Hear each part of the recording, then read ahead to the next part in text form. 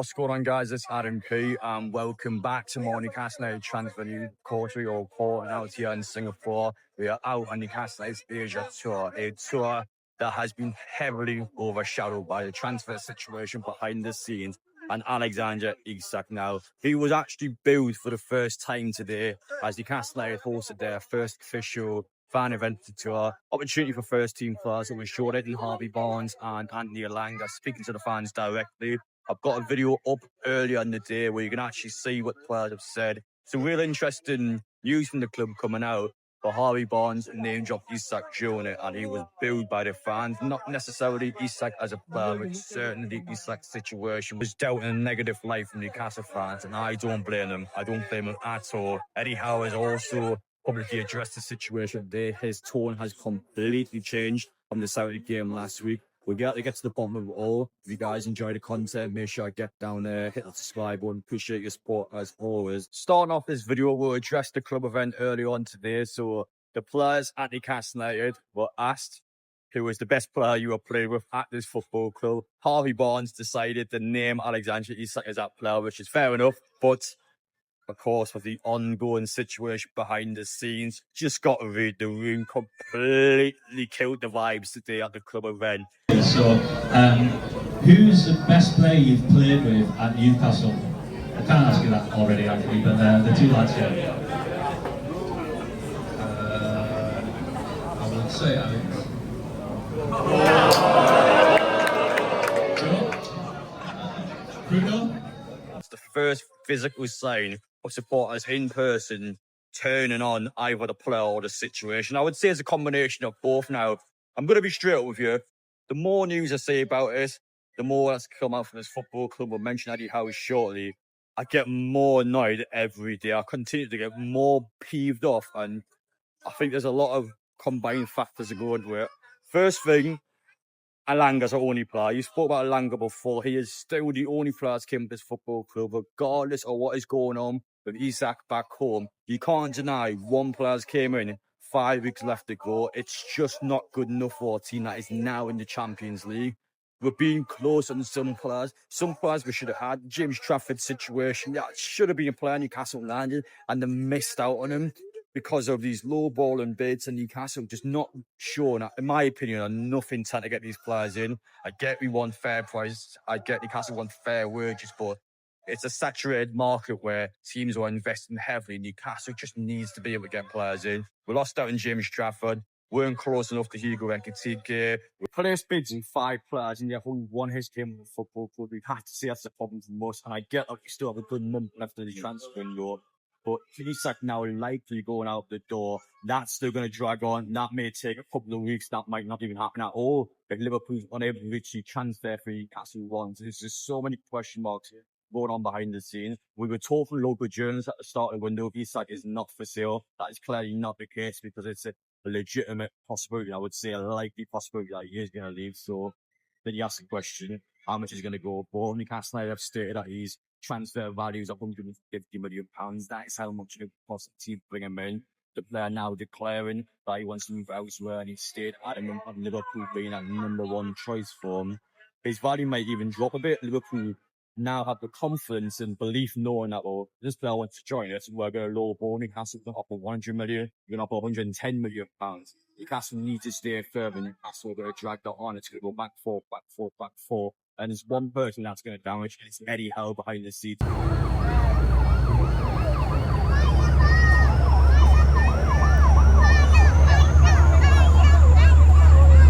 Now, going into Eddie Howe, he's came out in the press conference this morning and discussed the real possibility of a potential sale being made. His demeanour and approach completely changed to how he was responding to the situation last week at Celtic.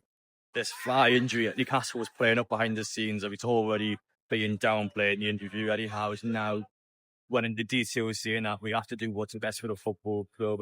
My conversations with Isak will stay private. Myself as a manager at Bournemouth, we were always a selling club during my time there, so I'm used to the club being so, and I'm always a manager as work for resources. And to be fair to Eddie Howe, that's probably the most positive thing you could have said about this situation, because this is a manager that, as he just said, has been able to work wonders on the Bournemouth and while. That's always been a thing where if a good player pops up for Bournemouth, get so on straight away, and Eddie Howe has been able to maintain a real ball in our team. And when you talk about Liverpool, when you talk about the current situation, a lot of Liverpool fans describe for the Coutinho situation to be a similar ordeal where players wanted out, missing time, Barcelona come in and put this massive fee down in Liverpool, while at the time would have been a real sucker punch for them. Being able to get Alisson in, Van Dijk in, and those slowly, gradually being able to build on the team. And while I would agree to that in some respect, there is a difference between Coutinho going to Barcelona and Isak going to Liverpool. I stand by Isak staying in the Premier League is a real problem for Newcastle. Liverpool is a competitive rival to Newcastle. We are not rivals for football clubs, but they are competitive in terms of them improving is an issue for us. And because of the fact that we play in all the competitions together, us selling Isak to Liverpool is a real problem because they are going to be massive. They already got Ekitike, Frimpong, but still already an incredible window. This would be probably one of the best transfer windows you've seen in a long time for a football club. They've been able to bring some serious quality in. And us losing him now to a team that's already took Ekitike off us, who went from the 4-4-2 to 4-4-0, which is the joke opposition fans make. But the joke, to be fair, you can't deny it because, well, Newcastle did attempt to have both these strikes at once, and it's now a high chance we have 0 of them, with both of them playing for Liverpool. You have to say that makes us look weak, regardless of how much it goes for, unless it is the £150 million. And when I mean that, not this add-ons, installments, whatever, it has to be a lot of the money up front because Newcastle needs to spend that money now. So it certainly works in terms of the payment terms. It certainly works in terms of what money Liverpool can pump in. Of course, they're going to have to sell Diaz, they'll sell Nunes, they'll sell Chiesa. But can Liverpool even pump that kind of money up front? I'm not entirely sure, to be honest, but issue being for Newcastle, no one else is coming in for them. The Saudi League talking £600,000 a week contract in. Reports like Romano and The Guardian are saying that Isak's not interested in the Saudi money. He wants an increased pay wage. He also wants to play competitive football. So Newcastle now have the issue of basically needing someone outside the Premier League to come and bail us out here. We need someone that's going to do it. Can anyone do it? It's looked that way at the minute. It looks like only Liverpool could be the potential team that signs Isak this summer. We need, in our point of view, for someone to come in outside the Premier League, but it's not happening so far.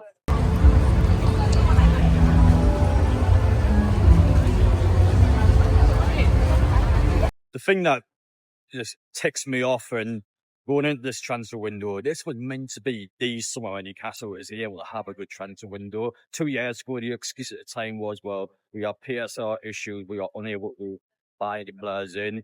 Last year, we lost Eddie Arnott and Yaku Minter. Almost had a points deduction, which led to Amanda and Murdoch leaving the football club. And then this summer was the one where Newcastle now has that money. Let's go out there and spend it. And it's been a mess now. I don't want to pinpoint Amanda and Murdoch, but them leaving the football club, and especially how the transfer market worked for Newcastle before they left the football club, there's a hole that they now have made because they're gone.